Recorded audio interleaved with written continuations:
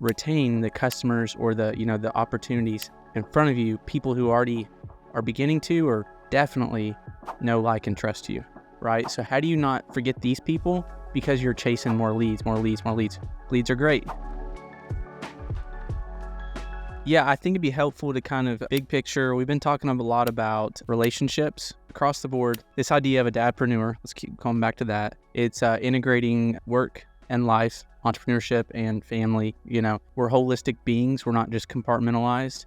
And a lot of these skills, communication, content creation, sales, it's like the principles behind them is relationship building, adding value, making yourself more valuable, right? With your skills, your ability to solve problems. And this through line is awesome when you see it and taste it. And sometimes the challenge is to more so on the side of pushing those skills into the family, because it's a little more messy than like a place where you get KPIs and sales and money in the bank and building an audience. But with all of that, it is relationships. And last week we hit really hard on quality of your life is directly connected to the quality of your communication, right? And so that is so true on the retention side of business. And so at Scaling Engine, we have this flywheel, I guess, circle, just like the little gear here, and we call it the RACE framework.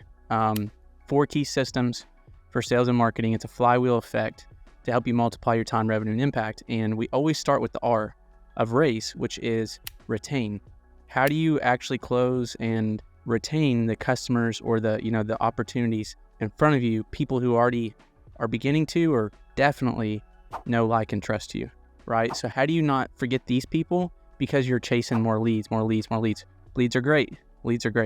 But we see it oftentimes where you just, chase more leads and you forget that you could keep adding more value, providing more, or maybe you have those one-off clients that maybe if you had that recurring type of offer because you found a way you could get into their life more often and add more value to them more often. Not only are you adding more revenue to your business, but you're adding more equity to that relationship, to your customers. So retention, right? That's the R we want to really focus on today. Like, what does it look like to have some key principles and systems in place to retain customers? 100%. And I think I want to add to that to paint a bit another picture for you, because I like to double dip, right? We hear one thing, Tony Robbins always says, a repetition is the mother of skill. So as we are sharing ideas, you'll hear us say in a different fashion, so that way it sticks in your mind. So the big idea here is that we have, like we mentioned initially, we want to think of, as we're busy with life, what's that one framework that we use in order to remember how to build and communicate and build relationships and do our outreach and building our sales and building a successful business. And we use the RACE framework. The reason why we call it RACE is, if you think about it, a lot of the times when we're doing outbound or trying to build customers or build a business, we're competing against, we have competitors, right? We have someone who, you're not the only business in this space that is doing the same thing that you're doing. So say, for example, a lot of business owners I've met run agencies, right? And hey, everyone and their moms are running agencies nowadays. That was the thing not too long ago. You start an agency, do a service, get someone a retainer for $2,000 a month, right? And now you're financially free. So everyone's being sold that. And everyone's racing to try to get that win with that one relationship, right? So that's what we see RACE, because we're using this engine, right, as a way to run toward the person that we want to nurture, bring them to our world and keep them as ours, right? And once you get them, yes, you have the race in our engine to get the person, but retaining them. So that way you don't have to keep racing forever, right? We want to be able to get the job done, keep this person, and have this core group of 100 people as a start. So that way you can live, you don't have to be burning out every single day in order to get a lead, to get a sale. But it really comes down to having the proper system to retain the person, right? And one way to do so is to make sure that you're, like we mentioned, have a system to remind them, hey, we are here, we're communicating with you on a continual basis. So that way they know that, hey, I wasn't just a cheap date, I was sold quickly and you're off to the races with someone else, right? But rather like, hey, I'm part of your community, we are here to build together. So I want to really highlight that. If anything, Noah, I would love if we can share an image, if we can, so that way they can see that flywheel effect. And I've always been told, when I hear something, I like to see it and explain it.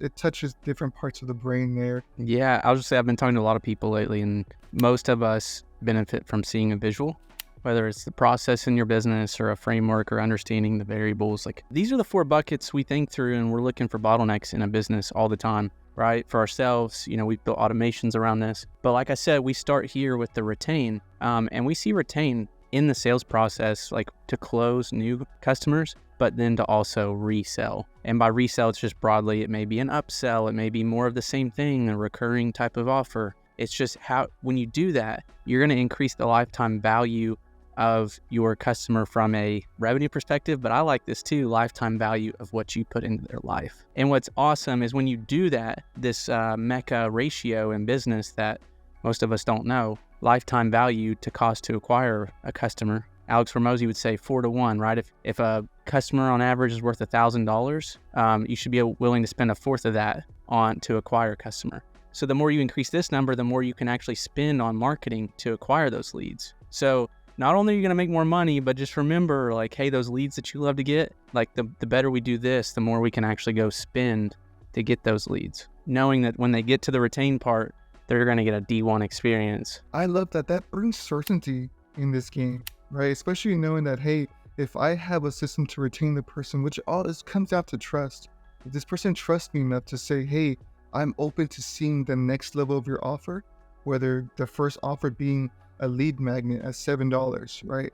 And or a tripwire offer, and they're in your world, right? And automatically you say, hey, we're having a live event that or better yet, we're having a challenge, $47.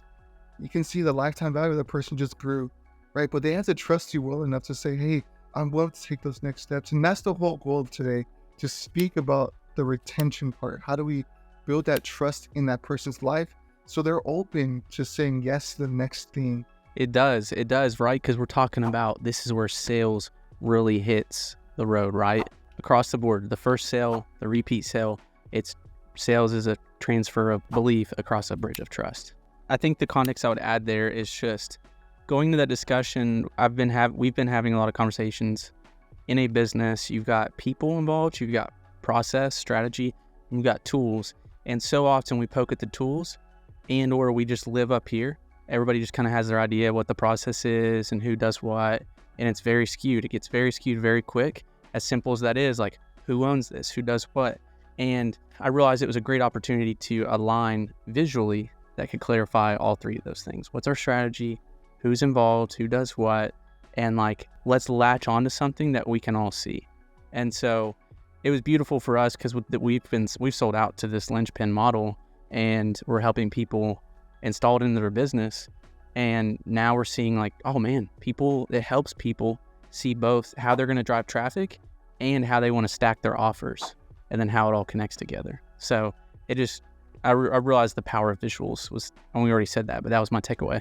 No, I love that. Absolutely love that. And we want to make sure we include these visuals. If you guys want that same diagram that he clearly ironed out, let us know. We're happy to share with you. But more importantly, how do we apply it in your world, right? How do you make sense of it? Because a visual is nothing unless it's a cause set in motion, right? We want to make sure it's set up so that when you say, okay, I'm starting from the top and I'm going to move all the way up until the finish line. We want to help you see that. So, but that's the credibility piece. Credibility. How do we apply that? How Noah did that? Same thing for reliability. I think another area that I think is really important there is like, hey, it's someone who always delivers, right? Who always shows up and gives last minute. We all have those friends who we can rely on. Maybe it's a family member that we can rely on that will help us out when times get tough. If you have a question, you go to this person. When it comes to babysitting, I don't have that person, and it sucks knowing that we don't have a good babysitter we trust.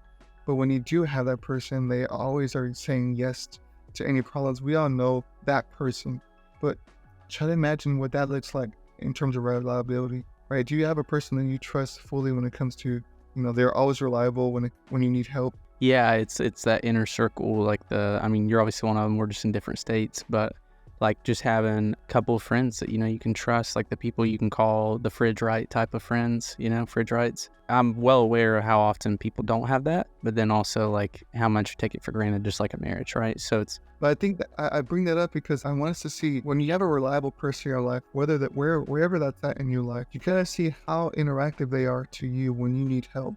And that's the same kind of thing we want to be able to provide to our client. Now, mind you, we had very little time. I was just preaching, how do we get more time away from work to give to our children, to our family, right? And I've seen what you've done was you've created these assets in advance. So when a problem came up, you had a solution, right? You have a tool, you have a video, even if you say no, like I've used that one personally in my life.